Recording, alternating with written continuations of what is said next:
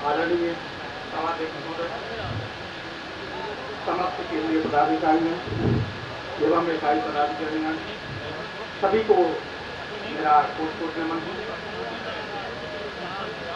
आज बहुत ही गर्व का विषय है कि हम समस्त लोग मिलकर इस आयोजन में सम्मिलित हुए हैं और साहसपूर्वक इस आयोजन को पूरा करने में अपना पूरा योगदान दे रहे हैं।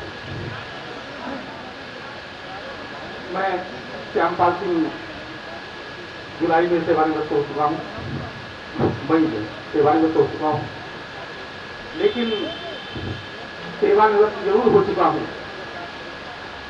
लेकिन इस सेतु नियम को और इसी नियम को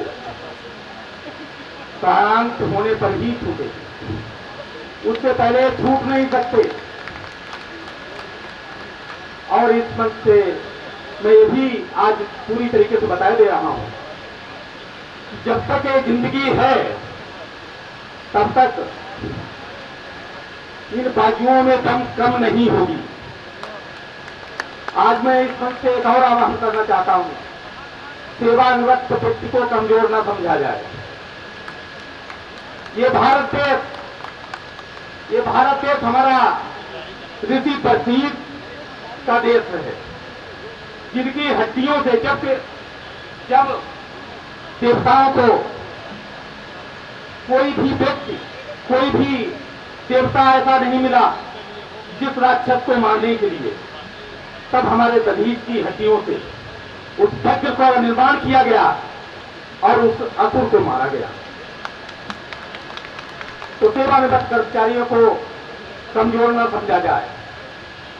वो हो सकता है शरीर से कमजोर हो जाएं, लेकिन उनका दिमाग, उनका अनुभव वो कमजोर कभी नहीं होगा। वो चारपाई पे परे परे ही निर्देशित करते रहेंगे और पूरा समाज और पूरे अपने यूनियन को वो सुचारू रूप से चलवाते ही है। मैं देख रहा हूं कुछ लोग सेवानिवृत्त हो गए हैं, उनकी जगह पे कुछ कर्मचारी इकाइयों में कमजोर पड़ गए हैं, तो वहां के इंजीनियर उन पे हावी होने के प्रयास कर रहे हैं। आज मेरा यहां से यह अनुरोध है कि कम से कम वो अपने को समझें और उन लोगों को भी याद कर लें जो उनकी इकाई में रहते हुए पूरी तरीके से सेतु नियम के कार्य को भी देखते थे और अपनी यूनियन को भी देखते थे। उन्होंने कभी भी उनके मान सम्मान में भी ठेस नहीं पहुंचाई, लेकिन कम से कम अब जो बचे हुए कर्मचारी हैं उनके मान सम्मान में ठेस पहुंचाने का आग्रह न करें। आदरणीय बंधुओं, यहाँ पे कुछ चीजें ऐसी हैं जो दुविधाएं हैं जो अभी भी संघर्ष के लिए बहुत ही आवश्यक है। जैसे हमने अभी बड़े भाई ने ये बात उठाई थी कि कुछ लोग, बहुत ही थोड़े लोग ग्रुप बी की श्रेणी में रह गए हैं और उनको नियमित की सुविधाएं नहीं मिल रही। हालांकि वेतन उनका नियमित का ही मिल रहा है, लेकिन फिर भी कुछ अवकाश है, कुछ इस तरीके से तमाम चीजें हैं उनको नहीं मिल रही। तो मैं केंद्रीय अध्यक्ष महोदय से अनुरोध करूंगा कि कृपया इस तरफ भी ध्यान दें और जल्दी से जल्दी जो बचे हुए शेष हमारे यूपी के कर्मचारी हैं उनको भी नियमित कराने का प्रयास करें। तीसरी बात, हमारे मृतक आश्रित, एक मृतक आश्रितों से मेरा विशेष अनुरोध है, शायद ही वो लोग नौकरी के महत्व को नहीं समझ रहे हैं। आजकल देखिए नौकरी कैसे मिलती है, जरा ठहरा के देखिए।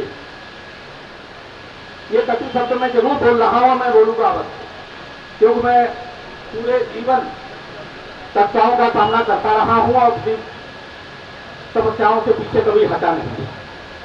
तो आप लोग अपने को समझें और कृपया कार्य की तरफ ध्यान दें। जब तक आप कार्य की तरफ ध्यान नहीं देंगे तो आगे की समस्याएं हल नहीं हो पाएंगी।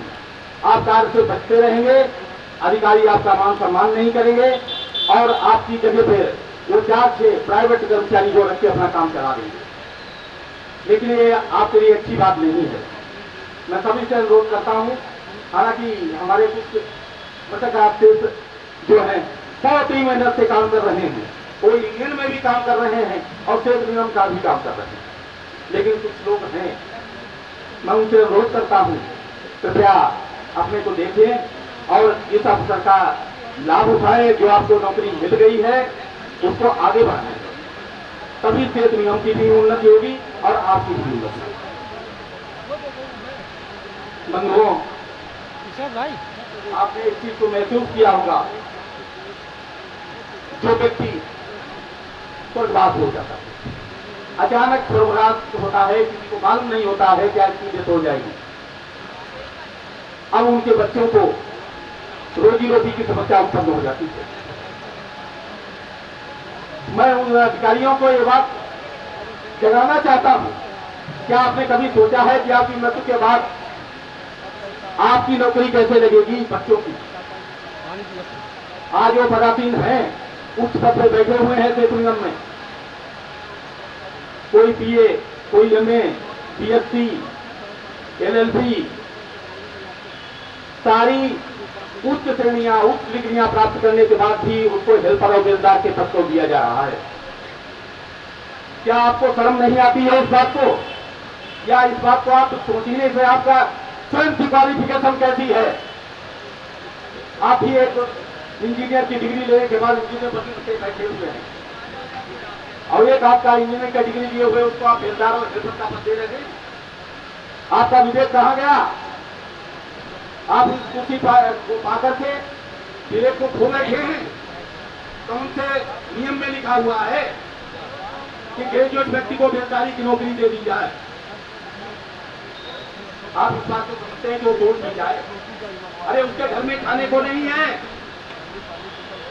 किसी का चाचा, किसी का पिता, किसी का भाई खत्म हो चुका है, वो बोर्ड में जाने के लायक नहीं। कब से कब शाम खाओ और इस बात को सोचो कि उसके घर में भूला जाना कि नहीं है। जो महिलाएं कभी पर्दे के बाहर नहीं आई थी, पर्दे के अंदर रहती थी, अगर बैठक में पानी देना होता तो कुंडी खड़खड़ा के उसको ट्रे को पकड़ा लेती। आज वो आपके सामने कोई हेल्पर के पद पर, कोई बेलदार के पद पर, कोई चपरासी के पद पर अपना जीवन यापन करने के लिए आपके ऑफिस में, आपके साइटों पर नौकरियां कर रही हैं। क्या उनकी यह मजबूरी का फायदा नहीं आपने उठाया?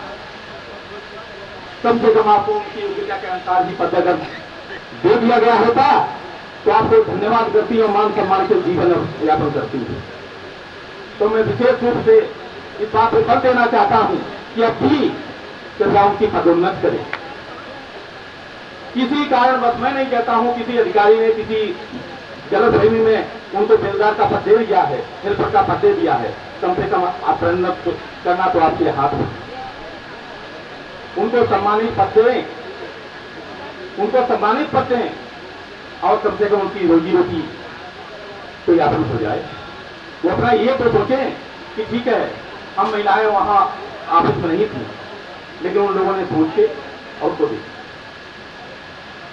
तो समय कम है, बातें तो बहुत है, और मैं लगातार हर कार्यक्रम में प्रत्येक उसमें भाग लेने का प्रयत्न करता हूं, अपनी बात भी रखता हूं और आगे भी रखता हूं लोगों का।